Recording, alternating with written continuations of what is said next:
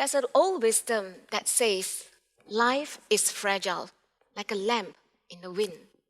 What it means is that impermanence can happen to anyone at any time when we least expect it. At 36 years old, our next speaker is at the prime of his life. A trainer by profession, he had always led an active and healthy lifestyle. Blessed with a beautiful family and a supportive wife, Alex had everything going for him. But one day, the wind blew so hard, the lamp fell, and the light almost went out. What happened next? Let us find out from Alex Tan with his story, Living Life Invigorated. Thank you.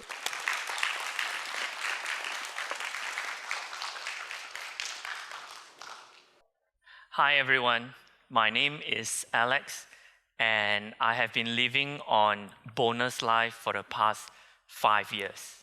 What do I mean by that? As introduced to you all, 5 years ago I was living the life of a normal person like you. I have a successful career, I live an active life, I am very athletic, I like sports, I have a beautiful family, and I go out on weekend and enjoy my food. 5 years ago, I went climbing Mount KK, and that's how active I was. On that climb, I started to realize something funny, that I cannot see clearly. My vision was very abnormal. There were things that I experienced that my friends cannot experience. For example, when I see words, when I see things, there are parts of the words that I can see and parts of the word that I cannot see. And nobody could understand what I meant. When I came back to KL and my world came crumbling down, because I remember on that day, after about 1.5 hours of testing, the eye specialist sat me down, said, "Mr. Tan, I have something to tell you." So there I was going to an eye specialist, thinking that I will get a diagnostic for my eye. He said, "Mr. Tan, I suspect you may have a brain tumor." So yes, I stand before you today, a proud brain tumor survivor. My brain tumor is called pituitary macroadenoma, and I was told by my neurosurgeon the macro means big. The average tumor is 10 cm. Macroadenoma generally means bigger than 10 cm. I remember my neurosurgeon used this word, "Alex, you have the mother of all tumors." I don't know, that was to be treated as a prize or something to scare me. And if you can put your index finger and your thumb together, that is how big my tumor was, smack in the middle of my brain. A lot of people ask me, "Wow, Alex, how did you find out that you have a tumor? What happened?" So this is my story. Fortunately or unfortunately, for people who have some form of tumor in their brain, you will not get similar symptoms. Sometimes your symptoms is you get headache. The serious cases, you will get migraine, and it's not uncommon for some people to lose their balance because it's smacked in your brain. Some people would be in so much pain. Some people would not be able to sleep at night. My case was rather scary for me because I was losing my eyesight. To be very specific, I was losing my peripheral vision. What does it mean? My vision was closing in on me from the side. I still remember so clearly, although it happened 5 years ago for me, that every morning I will wake up and the first thing that I will check is not anything else, it's not the clock, it's to open my eyes and take out my hand and see how many fingers can I still see. And every day I will lose more and more of my eyesight until the day before my surgery, I lost about 60-70% of my vision. The life that I knew, the world that I knew was snatched away from me just like that. And I can tell you that no matter how confident you are, no matter how strong you are, no matter how successful you are, no matter how much money you have, the moment that your vision is stripped away from you, you lose everything. You lose your foundation, you lose your confidence, you lose everything that you knew that was yours. And let me tell you my story. One of the toughest things about going through a tumor is not only the surgery that you're about to have. It is about the people around you looking at you and experiencing your energy at that moment of time. I still remember a few very, very vivid examples of my conversation with my friends. And one of the conversation was with a very, very good friend. She is about in her mid-40s then. So when she heard my story, she was calm. But at the end of that conversation, she asked this question, Alex, by the way, have you written your will? So I was thinking, why? You know, just in case. So at that moment, I didn't understand that statement yet. And then I called the second friend. And before I closed the phone on him, he said the same thing. Alex, the first thing, tomorrow morning, I want you to go to the bank and withdraw all your money. And I asked why. And he said the same thing. You know, just in case. So by now, I really hated that word, just in case. What people don't understand is, with the best of intention, they were trying to motivate me, but they were trying to prepare me for the worst case scenario. And if you were in my shoe, trying to think about how life would be just in case I die, does very little to build your confidence. And that is exactly what I want to share with everybody. If you have somebody that you really want to help them look at the best case scenario, regardless of what you think. Because it is the best case scenario that will give them this special thing called hope. And when you have a little bit of hope, even a little bit, everything becomes more possible. I'm very proud to say that the surgery went very successful. So I can stand before you today and tell you my story. I am a successful brain tumor survivor, but I am also now a very proud rare disease warrior. I have 2 rare disorders. The first rare disorder is called hypopituitarism. It means that I do not produce a single drop of natural hormones in my body. I don't have my thyroid, I don't have my adrenal function like cortisol. For the ladies out there who are mothers, I will be one of the only few men in the world that will understand what is morning sickness. So yes, I understand what's morning sickness. I understand what is PMS, premenstrual syndrome, which is your hormone affecting your body. And I have cravings too. We can share some notes. My craving was orange juice.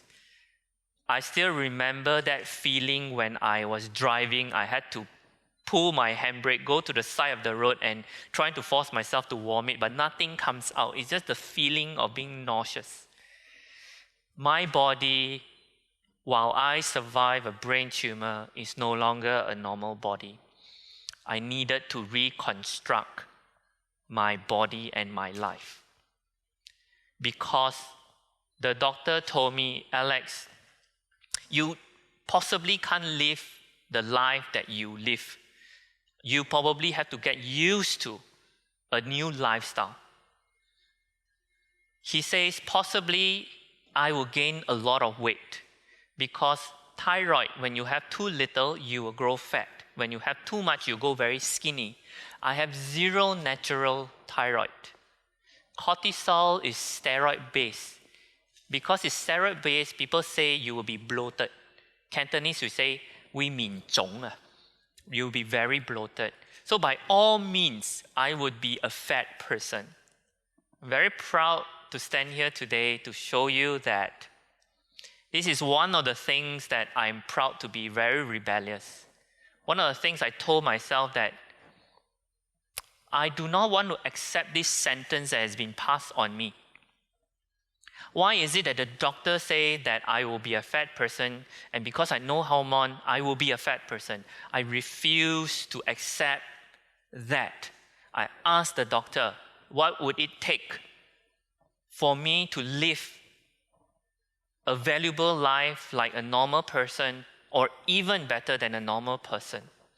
And the first year was very tough on me because what people think that is a physical stress.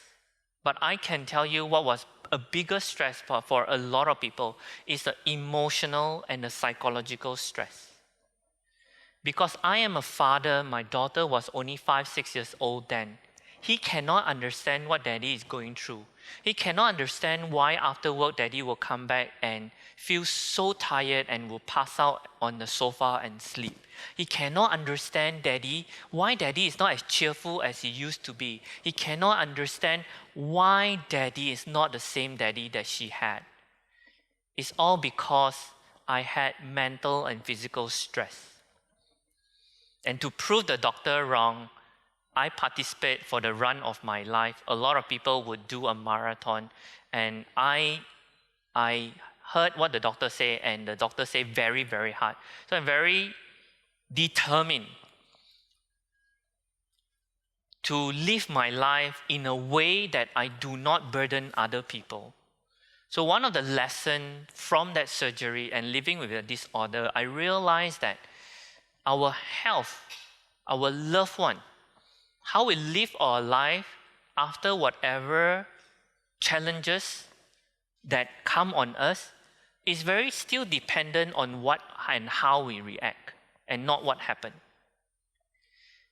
One person can take a brain tumor and say, oh my gosh, this is the end of my life, I will give up, and I will be depressed, and it will be a vicious cycle.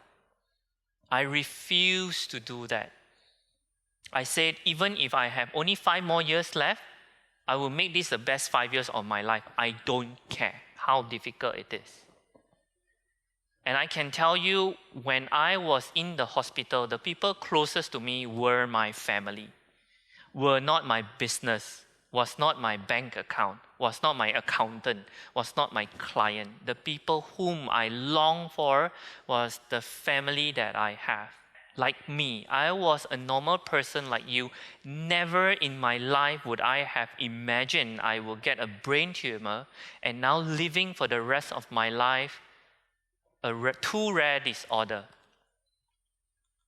I found out that I need to constantly challenge myself to grow beyond my comfort zone. Now, because it's not a choice, because of survival. If I do not work hard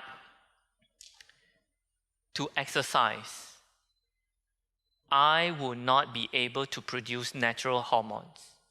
And one thing will lead to another, and my doctor's prediction will come true. I stand before you every day.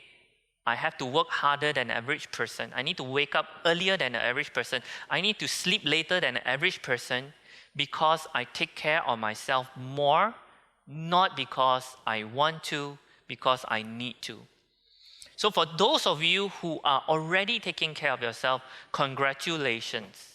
You know why? Because imagine if you don't take care of yourself, worse can happen. I challenged myself so much that I participated in a race called Triathlon. I do not know whether you all know what's a triathlon.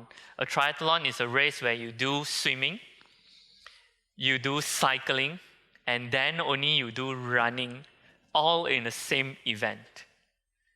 It was 1.5 years after my surgery that I decided to participate in this run. It was supposed to be the run of my life because I wanted to train my body to be able to do this again. And on that day, I still remember the cutoff time was 2.5 hours. And the final stretch, when I could see the finish line, I thought, gone already. You know how people think, gone already, gone already. The sweeper will sweep me from behind. You know, if you're too slow, there will be a van. Hey, too slow, come on the van. Event finished. I keep thinking that will be the end. And I'm so proud. On that day, I crossed the finish line at 2 hours instead of 2.5 hours. I am very humbled to tell you this story because in my mind, I only had one mission, that I want to tell my body and my mind I can do it. And because I said that, I did it even beyond my own belief. I thought I would have been swept by the sweeper. But because I persevered, I have this hope that I can get this done. And on that fateful day, I crossed the finish line faster than what is expected or what I can do. My life has changed so much. It used to be, I would be very self-centered, will be concerned with my life and my family life and my family and friends. I realized from this experience the power of being very impact-driven, to dedicate my life to help others, greatly improve not only my life, but other people's life. 为什么我们讲感恩, right? Now that word 感恩 represents gratitude. And every single time we utter that word 感恩, gratitude, it sends a signal to ourselves, an affirmation to ourselves that we are doing something for others and somebody is doing something for us. And if everybody have that kind of mindset, we will all be in a better place. Don't you agree? Life can change if you redirect your motive, your objective, your dedication of your time and your craft, and even how you make money. In fact, like many people who have undergone some major adversity like me, you will realize making money is no longer the number one mission in their life. You know why? Because life gives you so many opportunities. And if you are very spiritual, everybody talks about a purpose, a meaning, or passion. My purpose is my daughter. Because if you read on the internet my rare disorder, they will tell you a patient with my condition have a shorter life expectancy. One of the questions I regret Googling, why I regretted that. So I didn't Google the second question, shorter by how much? I simply refused to find out shorter by how much. But this is my hope. I hope you all can help me on my journey. I told myself, as a father, I want to keep myself healthy until the day I marry off my daughter. My mission is to keep this lifestyle for the next 20 years. And it will be a mental race, not a physical race. There will be days it will be very difficult. And I will expect it to be very difficult. I had to go blind to see clearly again. I may have lived a good life, but I felt back then before my surgery, my priorities may not be the best. I was still consumed with a lot of materialism. I still enjoy. I think nothing wrong with that. I think it's just rebalancing our lifestyle to do more for others and not just for ourselves. I never knew there was so much satisfaction that you can get from sharing with others, from helping others, from being kinder, more compassionate, from simply see a smile on somebody's face who holds your hand tightly and say, thank you. The biggest lesson that I've learned, if you don't mind me sharing, I want to share that we should focus on what we can control and not worry too much on what we can't. I have a brain tumor. I have to go on a surgery. Don't focus on the surgery. I have a rare disorder. Don't focus on the rare disorder.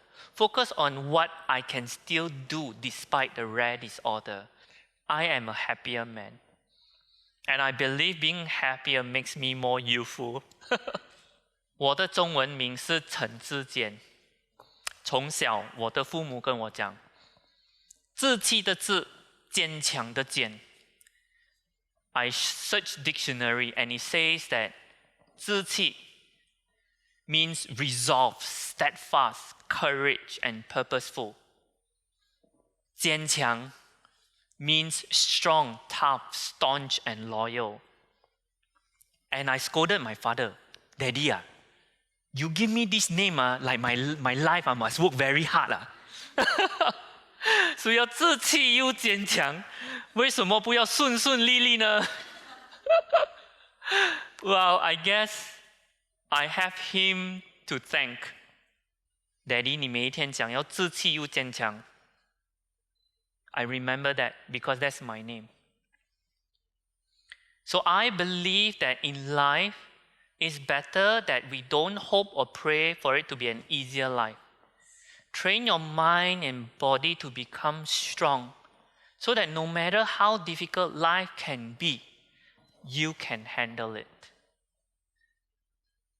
I leave this stage thanking all of you for giving this opportunity because I believe by sharing my story, you can then take my story and share it with others. And if that helps another person to be inspired to be stronger, we have continued this journey together. With that, I thank you. 我的名是陈志坚. Thank you.